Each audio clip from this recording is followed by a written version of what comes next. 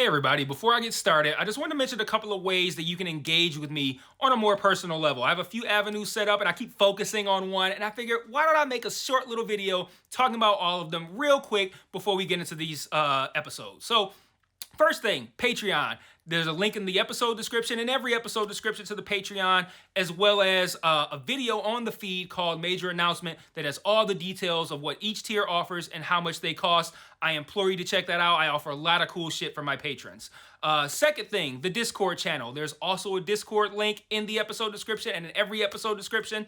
I have multiple channels set up there for each show that I'm covering, and it's a great way to just engage with me. I have a channel set up for MMA talk as well. I'm a big MMA fan, so if you're an MMA fan, you can check that out as well. There's a link to the Discord in the episode description. And then lastly, the Facebook and Twitter. Social media. Follow me on there. I post news on there. When I say news, I mean like, hey, I'm stopping covering this show. Hey, I'm starting covering this show. Let me know what you think about this. I do live watches of things on Facebook where like I'll check in and say I'm watching so-and-so show, and then I'll like live comment while I'm watching it, and that'll be cool if maybe you watch that show too and you want to watch along with me, or you're watching it later and you will see my thoughts, which are usually pretty entertaining because I'm usually pretty high when I'm writing them. So check out all those links in each episode description, and let's talk about this episode. Peace. One mic. Yeah. All I need is one mic. Yeah. All I need is one mic. Hey everybody, welcome back to One Mic, and today I'm here to talk about Season 1, Episode 8, the Season 1 finale of Amazon Prime's Gen V, entitled Guardians of Godolkin. I really like this title for the finale because when I started this episode, of course, my interpretation was that it was just kind of like a generic title meant to represent our group of, I don't know, are they teenagers? I would say teenage heroes, but I feel like they're older than teen. They're in college, right? Yeah, so, but by the end of the episode, nope, it ain't that. It's just Sam and Kate who have proven themselves to very clearly not be heroes. So I thought this was a strong end to a really fun and solid season of TV. Is this going to land in my top 10 or anything like that for 2023?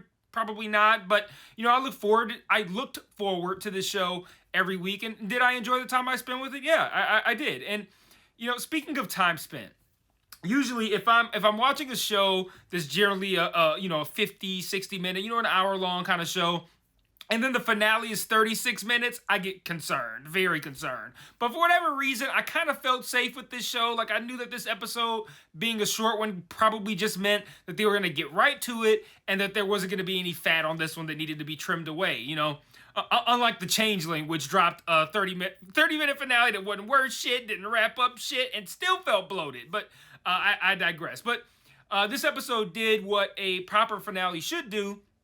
It should be an exciting episode in its own right, compelling just as a standalone episode. But it should also wrap up most, if not all, of the season's loose ends and set up some intrigue for the upcoming season. And I think this episode, I think, did that. And it even seemed to set up a potential crossover maybe with the boys, or maybe a potential kind of lead-in into the plot for next season. I'll talk about that very briefly at the end of this video. So, let's start talking about this episode. And when we open the episode, Sam and Kate are clearly aligning themselves with one another. The two who have been the most and longest wronged individuals here, they feel like their actions are considered justice. Marie, Jordan, and Emma, they're just going to do their own thing separate from them. And then Andre is separate from everybody else because if you remember, toward the end of last episode, Save the Last Dance had a seizure and Andre went to the hospital with him. In this episode, when we see them again, Andre is being asked if he experiences lightheadedness, and that's really just the show's way of essentially telling us to consider that everything that applies to his father probably applies to him, meaning that overuse of his powers could cause him some serious medical harm, which now successfully aligns some sort of medical issue that is tied to each of their powers. That's kind of related to not kind of, it is. It's within the same scene it's the same scene. It's not the same scene. It's the same setting.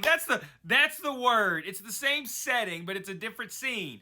Man. But it's the only scene that I didn't really like of the episode, and it's in the hospital when Andre, he starts to tell his dad what he learned from the doctor, the whole "did you feel lightheaded" scene.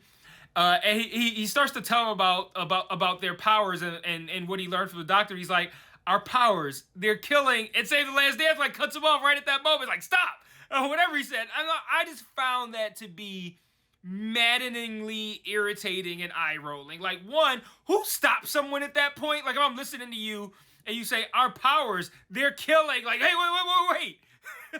I love this commercial. Like, no, I'm not stopping you at that point.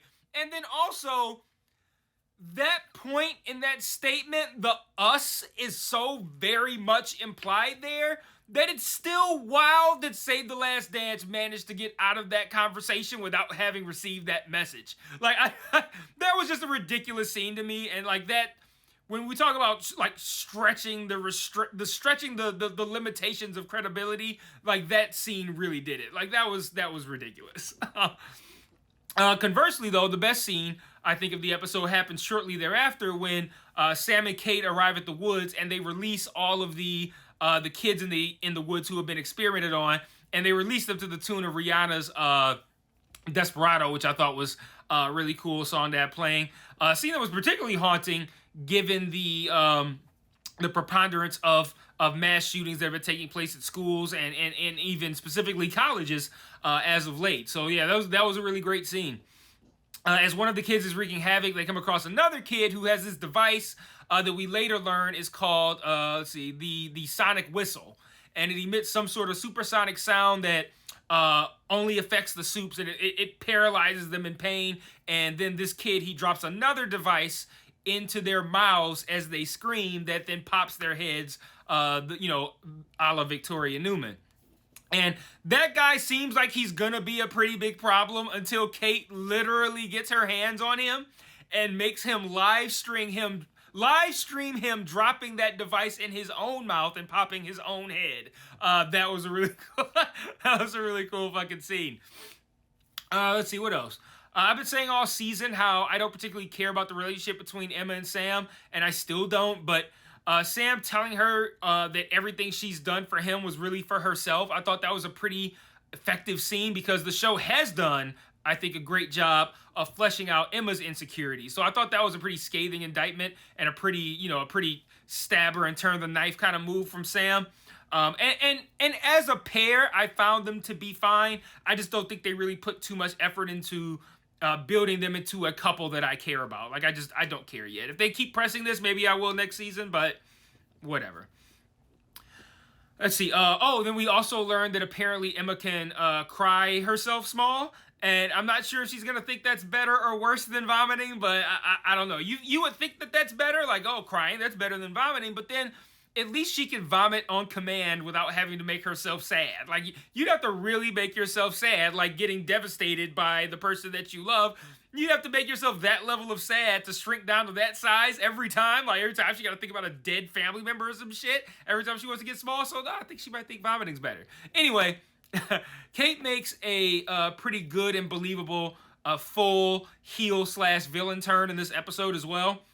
As Sam's releasing the other kids, he sees Luke in his old room, and Ghost Luke tries to essentially talk Sam down, talk him out of what he's doing.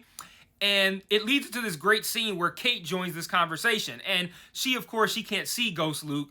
And Sam, he's like sometimes talking to her, sometimes he's talking to Ghost Luke, but the whole time, Emma's thinking that he's likely only talking to her. She's like, are you talking to me, right? Just kind of making sure she's skeptical, but she's still kind of believing that he's only talking to her.